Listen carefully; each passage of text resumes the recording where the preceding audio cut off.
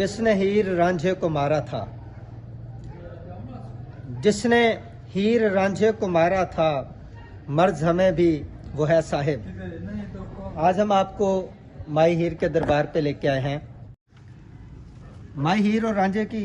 जो दास्तान है, जो कहानी है, वो बहुत ही मशहूर व मारूफ है और पूरी दुनिया में जहाँ जहाँ पर इश्क और मोहब्बत करने वाले दिल धड़कते हैं वो माही हीर को ज़रूर जानते हैं। ऐसी दास्तानें जिनमें कितनी हकीकत है, कितनी सच्चाई है और कितना अफसाना है, ये एक अलहदा बात है। लेकिन ऐसी लोक दास्तानें जो ख़ित्ते के साथ, ज़मीन के साथ और कल्चर के साथ जुड़ी होती हैं, वो दुनिया में हर उस शख्स के दिल को धड़कने पर मजबूर करती हैं जिसका किसी न किसी तरह से उस ख़ित्ते, उस कल्चर, उस सकाफ़त, उस ज़मीन, उस मिट्टी के साथ ताल्लुक़ होता है। पंजाब के साथ ताल्लुक़ रखने वाले जितने भी लोग हैं, वो चाहे दुनिया के किसी भी ख़ित्ते में पाए जाएं और वो इश्क और मोहब्बत करने का दिल भी रखते हैं, वो माही हीर को याद करते हैं, क्योंकि हीर रांझे की दास्तान एक ऐसी दास्तान है जो पूरी दुनिया में जानी जाती है। कहा जाता है कि जो रांझा था वो हीर की मोहब्बत में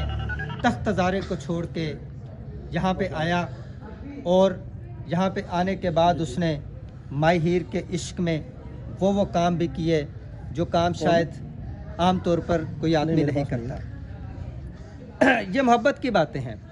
मोहब्बत करने वालों के लिए शायद किसी ने पंजाबी में लिखा, चूँकि ये पंजाब की दास्तान है तो पंजाब के लिखने वालों ने, पंजाबी शायरी लिखने वालों ने इस पर बहुत कुछ लिखा। ए रोग अवल्ला प्यार दा ओ जित दा जो हार दा, ए रोग अवल्ला प्यार दा ओ जित दा जो हार दा, जेड़ा तख्त चुम्मेदार दा ओनू वसल मिलदा यार दा, कुछ सौखियां नहीं लानियां सीने ते सट्टां खानियां, इस इश्क दी करतूत नू डिठा चना दे पानियां। तो जो इश्क करने वाले होते हैं, जो मोहब्बत करने वाले होते हैं, उन्हें वो सब कुछ बर्दाश्त करना पड़ता है जो आम आदमी के बस की बात नहीं। मज्जां भी चारनियां पैंदियां ने ते चनाब च भी रुलना पैंदा है, क्योंकि इश्क करन वाले इमरान भाई भी साढ़े नाल आ गए ने। इमरान भाई नूं भी पुछांगे कि ये भी कोई हीर रांझे दे बारे जानदे ते दसन ते मोहब्बत करन वालियां नूं कोई पैगाम दे। कुछ उंज भी रावां औखियां सन, कुछ गल विच गमां दा तौक भी सी, कुछ शहर दे लोग भी ਜ਼ਾਲਮ सन, कुछ सानू मरन दा शौक भी सी। ਇਹ ਜਿਹੜਾ ਮੁਹਾਵਰਾ ਹੈ ਇਹ ਹੀਰ ਦੇ ਉੱਤੇ ਆ ਕੇ ਬਿਲਕੁਲ ਫਿੱਟ ਹੁੰਦਾ ਹੈ, ਕਿਉਂਕਿ ਮੈਂ ਗੱਲ ਕਰ ਰਿਹਾ ਵਾਂ 876 ਈਸਵੀ ਦੇ ਵਕਤ ਦੀ, ਜਦੋਂ ਕਿ ਹੀਰ ਰਾਂਝੇ ਦੀ ਇੱਕ ਅਜ਼ੀਮ ਦਾਸਤਾਨ ਸਮਾਤ ਹੋਈ। ਜੰਗ ਦੀ ਦਰਦੀ ਦੇ ਉੱਤੇ ਆ ਕੇ ਇਸ ਦਾਸਤਾਨ ਨੂੰ ਨਜਿੱਠਿਆ ਗਿਆ। ਇਹ ਅਸੀਂ ਉਸ ਧਰਤੀ ਉੱਤੇ ਮੌਜੂਦ ਹਾਂ ਤੇ ਮੈਂ ਤੁਹਾਨੂੰ ਦਿਖਾਣਾ ਕਿ ਮਾਈ ਹੀਰ ਦਾ ਦਰਬਾਰ ਜਿਹੜਾ ਹੈਗਾ ਉਹ ਕਿਸ ਲਿਹਾਜ਼ ਨਾਲ ਬਣਿਆ ਔਰ ਉਹਦੇ 'ਚ ਕੀ ਉਹਦੇ ਵਿੱਚ ਸਾਰੀਆਂ ਚੀਜ਼ਾਂ ਦੇਖੀਆਂ ਜਾ ਸਕਦੀਆਂ ਨੇ। ਤੇ ਆਓ ਤੁਸੀਂ ਨਾਲ ਤੁਹਾਨੂੰ ਅਸੀਂ ਕਿਤੇ ਨਾ ਕਿਤੇ ਸ਼ੇਰ ਵੀ ਸੁਣਾਉਂਦੇ ਰਹਾਂਗੇ ਤਾਂ ਕਿ ਤੁਹਾਡਾ ਦਿਲ ਵੀ ਲੱਗਾ ਰਹੇ ਤੇ ਤੁਸੀਂ ਮਾਈ ਹੀਰ ਦੇ ਦਰਬਾਰ ਦੀ ਸੈਰ ਵੀ ਕਰਦੇ ਰਹੋ ਸਾਡੇ ਨਾਲ, ਬਲਕਿ ਬੜੇ ਅਦਬ ਤੇ ਇhtਰਾਮ ਦੇ ਨਾਲ, ਕਿਉਂਕਿ ਸ਼ਾਇਰ ਆਖਦਾ ਹੈ ਕਿ ਅਦਬ ਤੇ ਇਸ਼ਕ ਦੀ ਪਹਿਲੀ ਮੰਜ਼ਰ ਬੇਅਦਬ ਕਦੀ ਮੁਰਾਦ ਨਾ ਪਾਵੇ ਹੂ, ਤੇ ਬੇਅਦਬਾਂ ਦੀ ਗਲੀ ਦੇ ਅੰਦਰ ਕਦੇ ਵੀ ਠੰਡੀ ਹਵਾ ਨਾ ਆਵੇ ਹੂ। ਤੇ ਅਦਬ ਤੇ ਇਸ਼ਕ ਦੀ ਇਹ ਜਿਸ ਮੰਜ਼ਲ ਤੇ ਮਾਈ ਹੀਰ ਨੇ ਜਾ ਕੇ ਰਾਂਝੇ ਨਾਲ ਪਿਆਰ ਕੀਤਾ ਸੀ, ਉਹਦਾ ਲਿਹਾਜ਼ ਕਰਦੇ ਹੋਏ ਬੜੇ ਅਦਬ ਦੇ ਨਾਲ ਅਸੀਂ ਮਾਈ ਹੀਰ ਦੇ ਦਰਬਾਰ ਦੇ ਅੰਦਰ ਦਾਖਲ ਹੋਵਾਂਗੇ। ਆਓ ਜੀ।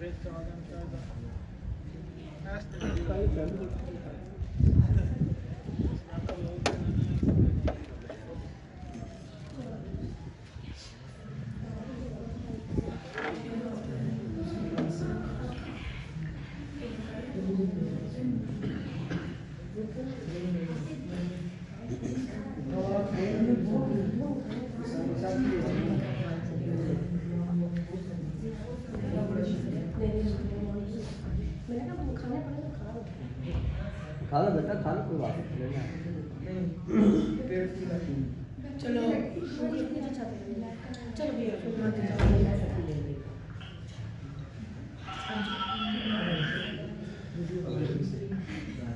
निशानी देना इस साइड पे इस बोर्ड पे जी ਇਹ ਤੁਸੀਂ ਦੇਖ ਰਹੇ ਹੋ ਮਾਈ ਹੀਰ ਸਾਹਿਬਾਂ ਦਾ ਦਰਬਾਰ ਸ਼ਰੀਫ ਜਿੱਤੇ ਲਿਖਿਆ ਹੈਗਾ ਮਸ਼ਹੂਰ ਆਸ਼ਿਕ ਸਾਦਿਕ ਮੀਆਂ ਮੁਰਾਦ ਬਖਸ਼ ਉਰਫ ਮੀਆਂ ਰਾਂਝਾ और माई इज्जत बेबी अलमरूफ माई हीर सियाल ਇਹ ਸਾਰੀ ਉਹਨਾਂ ਦੀ ਦਾਸਤਾਨ ਦੇ ਮੁਤਲਕ ਜੋ ਹੈ ਉਹ ਇੱਥੇ ਲਿਖਿਆ ਗਿਆ ਹੈ ਤੇ ਇਸ ਦਰਬਾਰ ਦੀ ਇੱਕ ਖਾਸੀਅਤ ਆ ਕਿ ਅਮੂਮਨ ਅਸੀਂ ਦੇਖਦੇ ਹਾਂ ਕਿ ਆਮ ਜਗ੍ਹਾ ਦੇ ਉੱਤੇ ਡੋਮ ਮੜੇ ਹੁੰਦੇ ਨੇ ਜਿਨ੍ਹਾਂ ਨੂੰ ਗੁੰਬਦ ਦਾ ਲਿਹਾਜ਼ ਦਿੱਤਾ ਜਾਂਦਾ ਔਰ ਸਾਰੀਆਂ ਇਸ ਟਾਈਪ ਦੀਆਂ ਚੀਜ਼ਾਂ ਹੁੰਦੀਆਂ ਨੇ ਪਰ ਇਸ ਦਰਬਾਰ ਦੇ ਵਿੱਚ ਇੱਕ ਅਜੀਬ ਮੰਤਕ ਸਾਨੂੰ ਜਿਹੜੀ ਦੇਖਣ ਚਾਹੀ ਹੈ ਕਿ ਇਸ ਦਰਬਾਰ ਦਾ ਉੱਪਰੋਂ ਡੋਮ ਅਗਰ ਦੇਖਿਆ ਜਾਏ ਤੇ ਉਹ ਬਿਲਕੁਲ ਖਾਲੀ ਹੈ ਇਹਨੂੰ ਦਰਮਿਆਨ ਦੇ ਵਿੱਚੋਂ ਖਾਲੀ ਛੱਡਿਆ ਗਿਆ ਹੈ ਤੇ ਇਸ ਬਾਰੇ ਮੁਕਾਬਲੇ ਲੋਕਾਂ ਨੂੰ ਪੁੱਛਦੇ ਵੀ ਆ ਕਿ ਇਸ ਖਾਲੀ ਛੱਡਣ ਦੇ ਵਿੱਚ ਕੀ ਹਕੀਕਤ ਹੈ ਇਹ ਕੀ ਇਹਦੇ ਪਿੱਛੇ ਰਾਜ਼ ਨੇ ਮਰਾਰ ਭਾਈ ਕਹਿੰਦੇ ਨੇ ਇੱਥੇ ਕੋਈ ਬਾਰਿਸ਼ ਵੀ ਨਹੀਂ ਹੁੰਦੀ ਬਾਰਿਸ਼ ਹੋਏ ਵੀ ਤੇ ਇੱਥੇ ਪਾਣੀ ਨਹੀਂ ਪੈਂਦਾ ਜੀ ਬਜ਼ੁਰਗੋ ਤੁਸੀਂ ਦੱਸੋ ਕਿ ਇਹ ਅਮੂਮਨ ਦਰਬਾਰਾਂ ਪਰ ਅਸੀਂ ਦੇਖਦੇ ਹਾਂ ਕਿ ਜਿਹੜੇ ਗੁੰਬਦ ਆ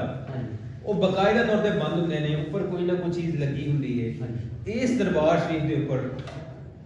खाली छड़े की वजह की है वजह है कि बहलोल लोधी बादशाह गुजरिया जी तकरीबन 500 साल का बहलोल दाना भी है तो हाँ जी ये सारे दरियाई इलाका से दरिया चनाब ये टीला सी टिब्बा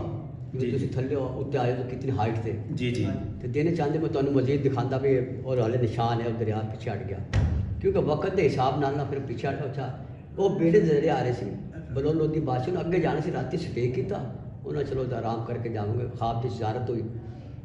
कि साड़ा मज़ार बनाया जाए उस दौर से 3 बारी छत बनाई गई है कि नहीं पता लग्या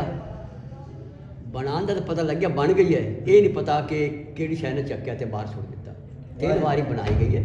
3 बारी इसी तरह सिलसिला होया तो फिर गैबी आवाज़ आई कोशिश ना करना बनाने अच्छा फिर वो बादशाहपुर गए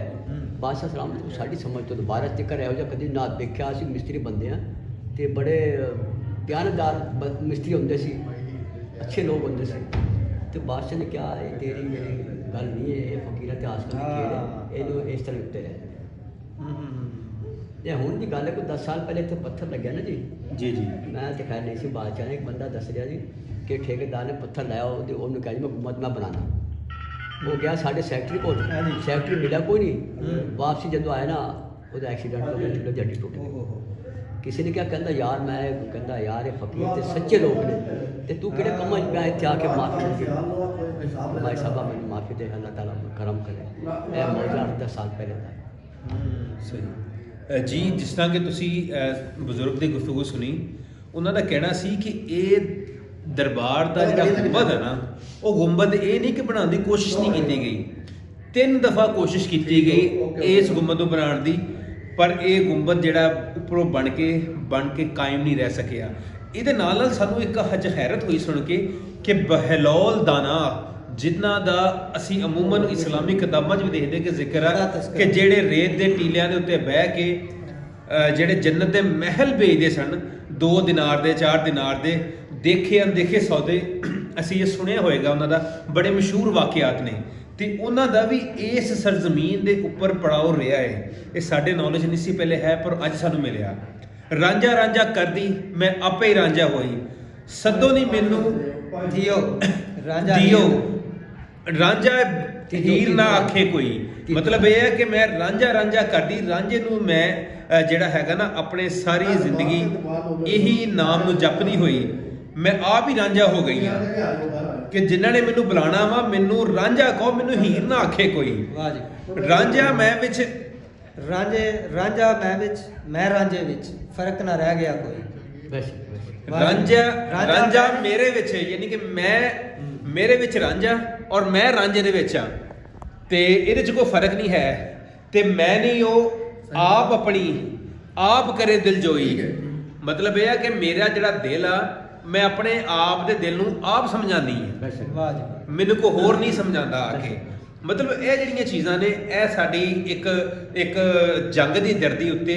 ਇਹ ਸਮਝ ਲਓ ਕਿ ਇੱਕ ਤਾਰੀਖ ਦਾ ਇੱਕ ਅਜ਼ੀਮ ਬਾਬ ਆ ਤਾਰੀਖ ਦੀਆਂ ਇੱਕ ਅਜ਼ੀਮ ਚੀਜ਼ਾਂ ਨੇ ਜਿਹੜੀਆਂ ਸਾਨੂੰ ਪਹਿਲੇ ਨਹੀਂ ਸੀ ਇਹਨਾਂ ਚੀਜ਼ਾਂ ਦਾ ਪਤਾ। ਅਸੀਂ ਆਪ ਵੀ ਇਹ ਚੀਜ਼ਾਂ ਨੂੰ ਦੇਖ ਰਹੇ ਹਾਂ ਔਰ ਸਾਡੇ ਸਾਥ ਨਾਲ ਸਾਡੇ ਜਿਹੜੇ ਦੋਸਤ ਨੇ ਰਾਣਾ ਸਫਤੈਨ ਸਾਹਿਬ, ਉਹ ਵੀ ਇਹਨਾਂ ਚੀਜ਼ਾਂ ਦੇ ਬਾਰੇ 'ਚ ਮਜ਼ੀਦ ਇਮਰਾਨ ਭਾਈ ਉਹ ਜਿਵੇਂ ਆਖਦੇ ਨੇ ਨਾ ਕਿ ਇਸ਼ਕ ਉਦੋਂ ਤੱਕ ਮੁਕੰਮਲ ਨਹੀਂ ਹੁੰਦਾ ਜਦੋਂ ਤੱਕ ਮੈਂ ਤੇ ਤੂੰ ਦਾ ਫਰਕ ਨਹੀਂ ਖਤਮ ਹੋ ਜਾਂਦਾ। ਤੇ ਇਹ ਜਿਹੜਾ ਸ਼ੇਰ ਤੁਸੀਂ ਪੜਿਆ ਦਾ ਵੀ ਮਤਲਬ ਹੈ ਵੀ ਹੀਰ ਤੇ ਰਾਂਝੇ ਆਖਿਆ ਵੀ ਸਾਡੇ 'ਚ ਫਰਕ ਕੋਈ ਨਹੀਂ। ਤੇ ਇਹ ਦਾਸਤਾਨਾਂ ਮੁਹੱਬਤ ਦੀਆਂ ਦਾਸਤਾਨਾਂ ਨੇ ਕਿ मोहब्बत की कहते कि हर दिन है मोहब्बत का, हर रात मोहब्बत की, हम अहले मोहब्बत में हर बात मोहब्बत की, और हम दर्द के मारों का बस इतना सा हवाला है, तन्हाई है घर अपना और ज़ात मोहब्बत की, और हर रंग में होती है ईमान बहर सूरत, क्या जीत मोहब्बत की, क्या बात मोहब्बत की। ਤੇ ਮੁਹੱਬਤ ਦੀਆਂ ਗੱਲਾਂ ਨੇ ਮੌਲਾਨਾ ਰੂਮ ਨੇ, ਚੁੱਕੇ ਇਸਲਾਮੀ ਗੱਲਾਂ ਆਈਆਂ ਜੀ, ਮੌਲਾਨਾ ਰੂਮ ਨੇ ਲੈਲਾ ਮਜਨੂ ਦੇ ਇਸ਼ਕ ਨੂੰ ਇਸ਼ਕ ਹਕੀਕੀ ਕਰਾਰ ਦਿੱਤਾ ਹੋਇਆ ਆਪਣੀਆਂ ਕਿਤਾਬਾਂ ਦੇ ਵਿੱਚ। ਤੇ ਲੈਲਾ ਮਜਨੂ ਦਾ ਵਾਕਿਆ ਤੇ ਇੱਕ ਐਸਾ ਵਾਕਿਆ ਵੀ ਅਰਬ ਦੀ ਸਰਜ਼ਮੀਨ ਤੇ ਹੋਇਆ ਤੇ ਫਿਰ ਵੇਖਿਆ ਵੀ ਕਿਵੇਂ ਸੱਟ ਇੱਕ ਨੂੰ ਲੱਗਦੀ ਸੀ ਤੇ ਦੁੱਖ ਦੂਜੇ ਨੂੰ ਹੁੰਦਾ ਸੀ। ਤੇ ਇਹ ਬੜੀ ਵੱਡੀ, ਤੇ ਇਹ ਜਿੱਥੇ ਜਿੱਥੇ ਇਸ਼ਕ ਔਰ ਮੁਹੱਬਤ ਦੀ ਗੱਲ ਹੋਏਗੀ ਉੱਥੇ ਸੱਟ ਇੱਕ ਨੂੰ ਲੱਗੇਗੀ, ਤਕਲੀਫ ਦੂਸਰੇ ਨੂੰ ਹੋਏਗੀ। ਮੈਂ ਦੱਸਦਾ ਕਿ ਜਿਹੜੇ ਸਾਡੇ ਇਸ ਖਿੱਤੇ ਦੇ ਲੋਕ ਨੇ, ਜਿਹੜੇ ਆਸ਼ਿਕ ਲੋਕ ਨੇ, ਆਸ਼ਿਕ ਮਿਜ਼ਾਜ ਲੋਕ ਨੇ, ਉਹ ਆਪਣੀ ਇਨਸਪੀਰੇਸ਼ਨ ਦੇ ਨਾਲ ਉਹਨਾਂ ਦੇ ਖਿਆਲਾਤ, ਉਹਨਾਂ ਦੇ ਤਸੱਵਰ ਦੇ ਵਿੱਚ ਜਿਹੜੇ ਲੋਕ ਇਸ਼ਕ ਨੂੰ ਸਮਝਦੇ ਨੇ, ਇਸ਼ਕ ਨੂੰ ਪੜ੍ਹਦੇ ਨੇ, ਇਸ਼ਕ ਨੂੰ ਲਿਖਦੇ ਨੇ, ਉਹ ਲੋਕ ਆਪਣੇ ਤਸੱਵਰ ਦੇ ਅੰਦਰ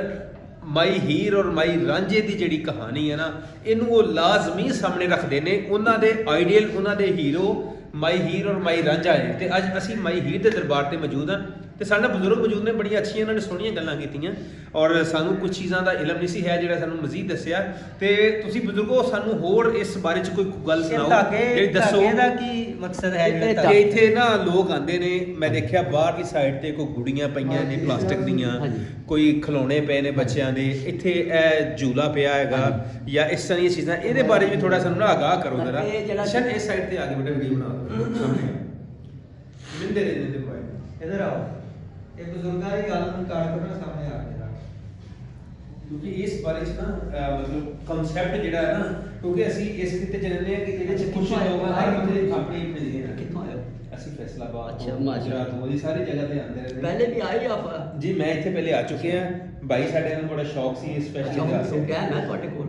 5-10 ਮਿੰਟ। ਹਾਂਜੀ ਹਾਂਜੀ, ਤੁਹਾਡੇ ਕੋਲ 5-10 ਮਿੰਟ ਵਾਸਤੇ ਆਏ ਹਾਂ। ਤੁਸੀਂ ਇਹ ਪਹਿਲੇ ਨਾ ਇੱਕ ਸਾਨੂੰ ਇਹ ਕਲੀਅਰ ਕਰੋ ਜਰਾ ਕਿ ਇਹ ਧਾਗੇ ਦਾ ਕਨਸੈਪਟ ਕੀ ਹੈਗਾ, ਝੂਲੇ ਦਾ ਕੀ ਕਨਸੈਪਟ ਹੈਗਾ। ਚੋਲਾ ਜਨਾਬ ਨਾ ਆਪਣੇ ਬੱਚਿਆਂ ਵਾਸਤੇ ਦੁਆ ਮੰਗਦੇ ਨੇ,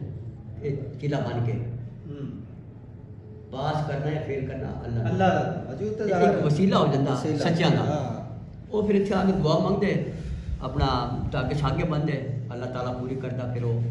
ਝੂਲੇ ਰੱਖ ਦਿੰਦੇ। ਤਾਂ ਅੱਗੇ ਹੈ ਕਿ ਔਲਾਦ ਵਾਸਤੇ ਵੀ, ਸ਼ਾਦੀ ਵਾਸਤੇ, ਨੌਕਰੀ ਵਾਸਤੇ, ਕੋਈ ਬਿਮਾਰ ਉਹਦੇ ਵਾਸਤੇ। ਇੱਕ ਮੈਂ ਉਹਨੇ ਬਕੂਆ ਸੁਣਾ, ਮੈਂ 2 ਸਾਲ ਪਹਿਲੇ ਇੱਥੇ ਸੀਗਾ, ਫਿਰ ਮੈਂ ਚਲਾ ਗਿਆ, ਫਿਰ ਮੇਰੀ ਹਾਜ਼ਰੀ ਹੋ ਗਈ ਇੱਥੇ। ਤੇ ਇੱਕ ਬੱਚਾ ਆਇਆ ਜੀ ਤਕਰੀਬਨ ਕੋਈ 12 ਸਾਲ ਦਾ, तो टोबे आया कहता जी दुआ करो, इतने कोई डॉक्टर कोई हकीम नहीं छड़िया, तो दुआ करो। मैं अच्छा बेटा तुम करो 100 रुपया तेल लियाओ, उत्थे उस जगह चिराग बाले ने, उस जगह कि 10 मिनट यानी कि चिराग जले ने,